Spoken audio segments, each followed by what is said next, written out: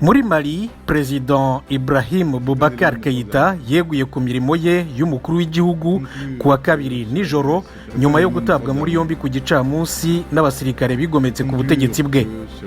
Muri Nigeri, abagenzacyaha barakora iyo bwabaga kugira ngo bamenye abishe abantu 8 barimo Abafaransa 6 ku itariki ya 9 y'ukwezi kwa munani hafi y'umurwa mukuru Niamey. Muri Libya, inyeshyamba ziyise ingabo z'igihugu bafite icyicaro mu burasirazuba bafunze amariba ya peteroli n'ibyambu inyuramo kuva mu kwezi kwa mbere gushize. Byateye ikibazo gikomeye cy'amashanyarazi mu burasirazuba bw'igihugu.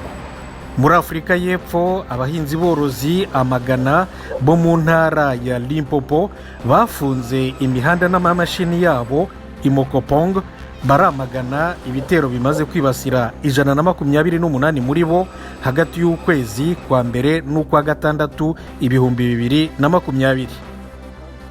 Naho muri Kenya, abahanga barasiganwa n'igihe kugira ngo barengere inkura z'umweru zigiye kuzimira.